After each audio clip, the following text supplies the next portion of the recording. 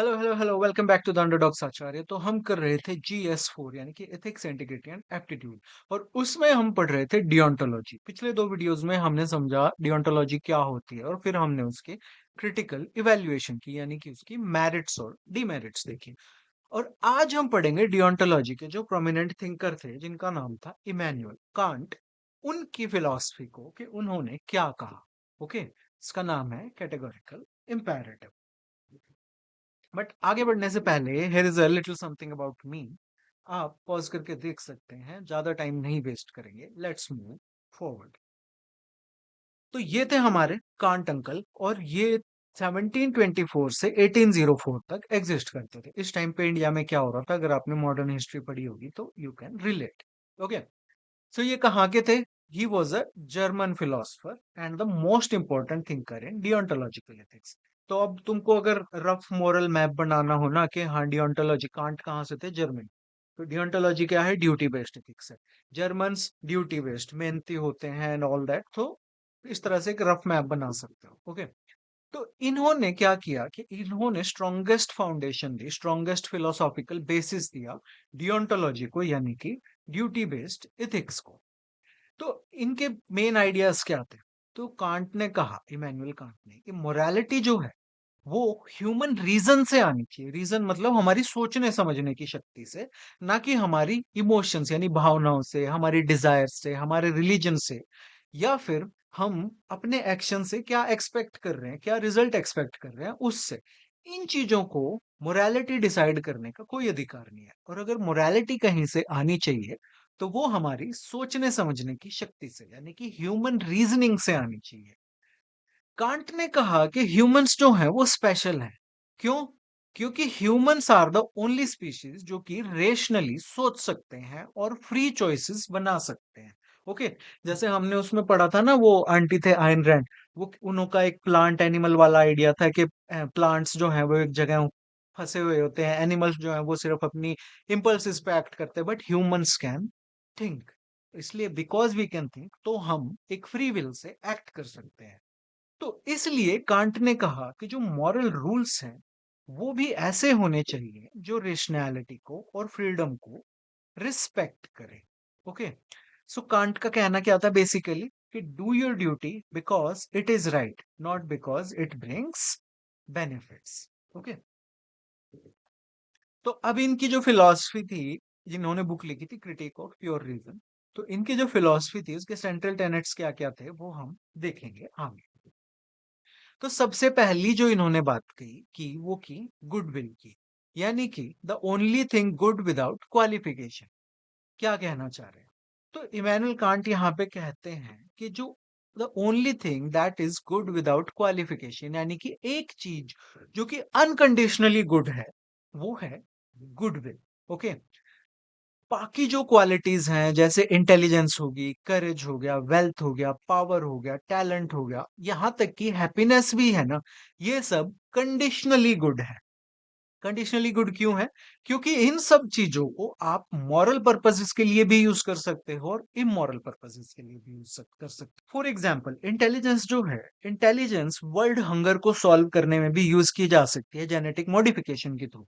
और intelligence atomic bomb, hydrogen bomb बना के वर्ल्ड को डिस्ट्रॉय करने के लिए भी यूज की जा सकती है। ऐसे ही करेज हो गया, करेज किसी को प्रोटेक्ट करने के लिए भी यूज किया जा सकता है, और किसी को बुली करने के लिए भी यूज किया जा सकता है, और बाकी इसी तरह wealth, power, talent, even happiness, ये सब चीजें। बट कांट के अकॉर्डिंग जो गुडविल होती है ना, ओके, वो एक ऐसी चीज है जो हमेशा मॉरली वैल्यूएबल रहती है regardless of its consequences, because जो गुडविल होती है वो हमेशा मॉरल लॉ की रिस्पेक्ट करते हैं, उससे गाइडेड होती है, मॉरल लॉ की रिस्पेक्ट से गाइडेड होती है। ओके, और इसको हम गुडविल को इमोरल पर्पसेस के लिए नहीं यूज कर सकते। ओके, तो गुडविल क्या होती है पहले ये समझते हैं। तो गुडविल जो है वो एक फर्म इंटेंशन है, यानी तुम्हारे मन में एक पगड़ी इंटेंशन है कि मैं वही करूंगा जो मॉरली राइट है। क्यों? Simply because it is the right thing to do, और इसमें मैं अपना कोई पर्सनल गेन, कोई इमोशंस या फिर तारीफ या फिर इसके कॉन्सिक्वेंसेस की चिंता नहीं करूंगा। मैं सिर्फ कोई एक्शन लूंगा, जब मैं कोई एक्शन लूंगा तो मैं वो एक्शन इसलिए लूंगा क्योंकि वो एक्शन मॉरली राइट है, it is the right thing to do. And it doesn't matter to me कि उससे मुझे क्या पर्सनल गेन मिलता है या मेरा कोई नुकसान होता है, उसमें मेरे क्या इमोशंस इन्वॉल्व हैं, उससे मुझे तारीफ मिलती है या बुराई मिलती है, या उसके कॉन्सिक्वेंसेस मेरे फेवर में है या मेरे अगेंस्ट में है। तो कांट के लिए जो मॉरल वर्थ है ना एक इंसान की, वो इसमें नहीं है कि वो क्या अचीव करता है, ओके, बट वो इसमें है कि वो जो एक्शन लेता है अपने रिजल्ट को अचीव करने के लिए, उस एक्शन के पीछे इंटेंशन क्या है या प्रिंसिपल, कौन सा प्रिंसिपल फॉलो करता है। Okay, so even if circumstances prevent success, a person acting from goodwill remains morally प्रेजवर्दी। यानी कि आप कोई एक्शन लेते हो और उससे आपको सक्सेस नहीं मिलती, आपको डिजायर्ड आउटकम नहीं मिलता, आप किसी का भला करना चाह रहे हो बट भला नहीं होता, तो कांट कहते हैं डजंट मैटर, ये सब कॉन्सिक्वेंसेस है। आप ये देखो कि क्या उस एक्शन को करते टाइम उस इंसान की जो इंटेंशन थी, वो इंटेंशन अच्छी थी, क्या वो गुडविल थी, क्या उसने वो एक्शन गुडविल के अंडर लिया है? अगर उसने गुडविल से लिया है तो वो एक्शन सही है, अगर उसने किसी लालच में लिया है तो वो गलत है। Okay, so that is what goodwill is, अच्छी इंटेंशन। अब why are other qualities not unconditionally good? Okay, हमने देखी थी पहले कि इतनी सारी क्वालिटीज थी, इंटेलिजेंस, करेज वगैरह, ये सब गुड क्यों नहीं है? तो जो क्वालिटीज हैं जैसे कि इंटेलिजेंस है या करेज है, ये टूल्स हैं। ओके, अब एक हथौड़े से आप कील ठोक ठोक के फर्नीचर भी बना सकते हो और एक हथौड़े से आप किसी का सर भी फोड़ सकते हो। तो हथौड़ा इज अ टूल। इसी तरह इंटेलिजेंस, करेज, वेल्थ, ये सब चीजें भी टूल है। फॉर एग्जाम्पल, इंटेलिजेंस जो है वो एक साइंटिस्ट को हेल्प करती है कि वो लाइफ सेविंग मेडिसिन बनाए, बट एक साइबर क्रिमिनल को या एक टेररिस्ट को इंटेलिजेंस जो है हेल्प करती है कि वो वेपन्स ऑफ मास डिस्ट्रक्शन बनाए या फिर सोफिस्टिकेटेड मालवेयर बना दे जिससे लोगों का नुकसान हो। करेज जो है एक फायर फाइटर को हेल्प करता है कि जलती हुई बिल्डिंग से जाके एक बच्चे को बचा के लाए, बट करेज जो है वो एक टेररिस्ट को भी एम्बोल्डन करता है कि वो इनोसेंट लोगों पे एक टेररिस्ट अटैक कैरी आउट करे। सिमिलरली वेल्थ, वेल्थ से क्या होता है, आप हॉस्पिटल स्कूल्स को भी फाइनेंस कर सकते हैं, आप अनाथ आश्रम फाइनेंस कर सकते हैं, वृद्ध आश्रम फाइनेंस कर सकते हैं, बट वेल्थ से आप ऑफिशियल्स को ब्राइब भी कर सकते हैं, आप गरीबों की जमीन छीन सकते हैं, आप कोई गलत डिसीजन लेने के लिए मोटिवेट कर सकते हैं। ओके, तो ये जो क्वालिटीज हैं ये कंडीशनली गुड है, क्योंकि कुछ कंडीशंस में ये गुड है और कुछ कंडीशंस में ये बैड है, ये यूनिवर्सली गुड नहीं है।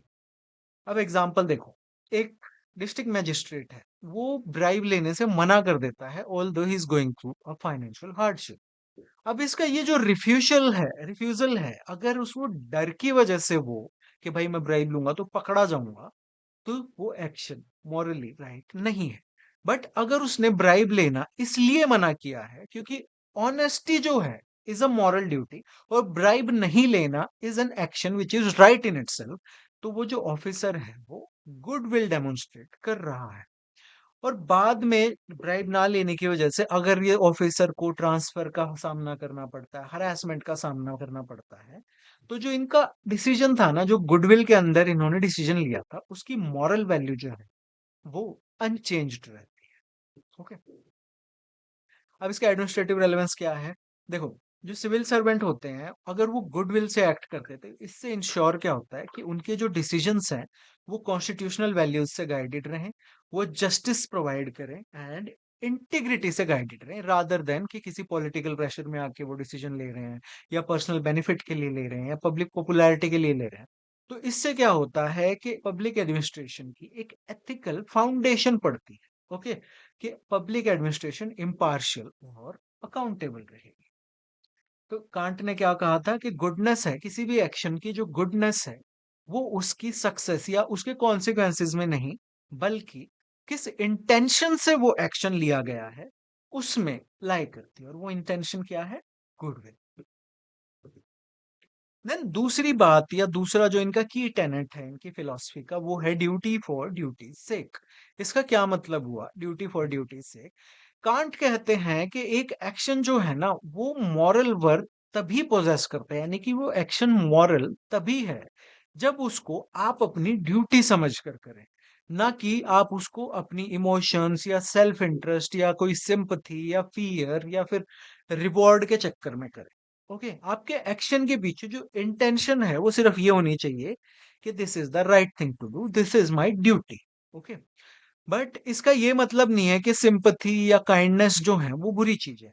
रादर कांट कहते हैं कि इमोशंस जो होते हैं ना, जैसे सिंपथी भी इमोशन है, काइंडनेस भी इमोशन है, तो इमोशंस जो हैं वो अनस्टेबल होते हैं, वो आते जाते रहते हैं। ओके, वो अभी है, कल चली जाएगी। और अगर आप इमोशंस से डिसीजन ले रहे हो तो वो डिसीजंस कभी भी यूनिवर्सल नहीं हो सकते कि आप हर सिचुएशन में सेम इमोशन फील करो। एक गरीब को देख के हो सकता है, गरीब लड़की को देख के आपको ज्यादा दुख हो, गरीब आदमी को देख के आप सोचो है नशेड़ी। ओके, और आप उसकी हेल्प ना करो।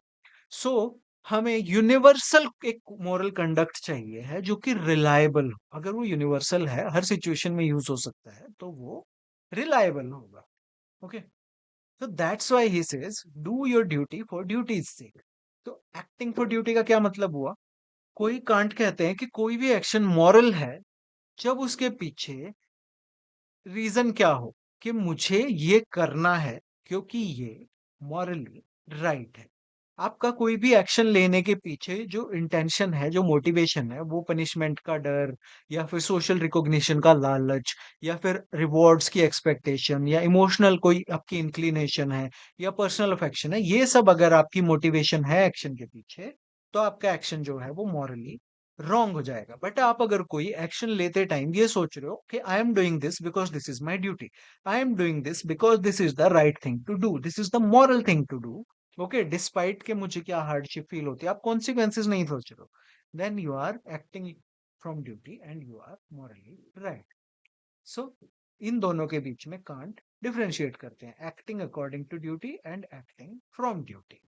क्या होता है एक्टिंग अकॉर्डिंग टू ड्यूटी का? क्या मतलब हुआ कि एक एक्शन जो है वो करेक्ट है, बट उसके पीछे मोटिवेशन क्या है, यानी कि उस एक्शन को लेने का कारण क्या है, पर्सनल बेनिफिट या इमोशन। फॉर एग्जाम्पल, ये एक शॉपकीपर है, ये सोचता है कि अगर मैं अपने कस्टमर्स को 1 किलो तोल के 900 ग्राम दूंगा, मैं चीट करूंगा, तो मेरी रेपुटेशन खराब हो जाएगी और कल को मेरे कस्टमर्स में लूज कर सकता हूँ।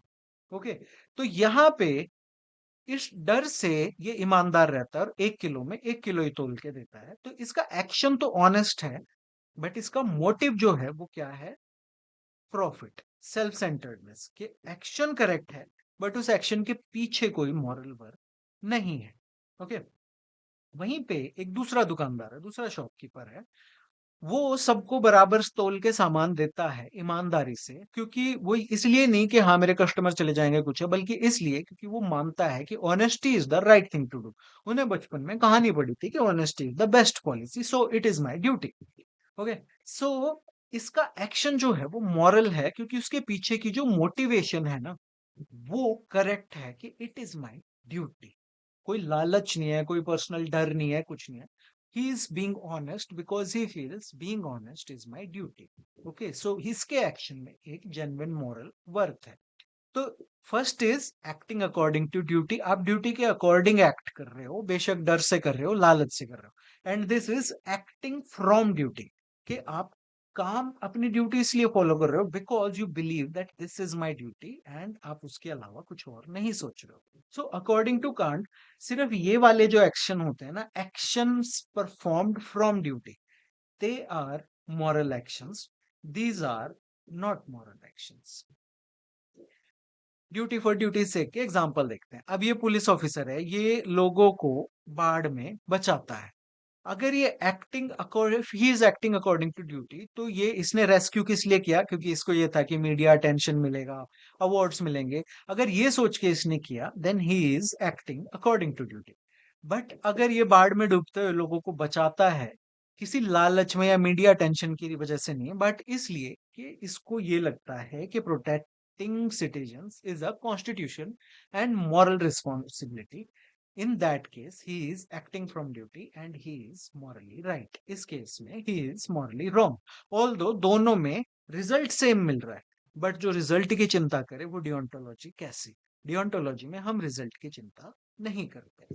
तो कांट ने कहा था कि मतलब कांट के अकॉर्डिंग अगर देखें तो सिर्फ सेकंड एक्शन जो है वो ही ट्रूली मॉरल है। तो इसकी पब्लिक सर्विस में या पब्लिक एडमिनिस्ट्रेशन में क्या इंपॉर्टेंस है?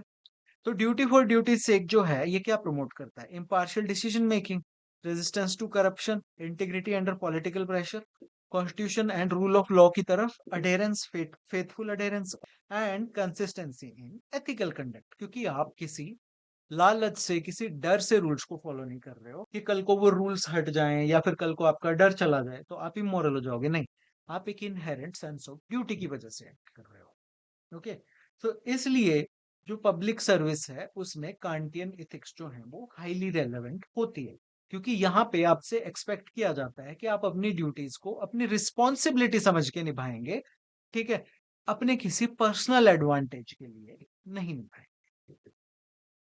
अब एक और इन्होंने प्रिंसिपल दिया था, टेनेट दिया था, वो था कैटेगोरिकल इम्पेरेटिव।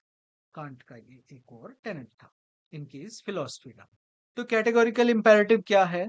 तो ये है कांट का अल्टीमेट मॉरल टेस्ट, यानी कि एक मॉरल कंपास जो कि कभी ना बदले। तो इसमें मतलब क्या है?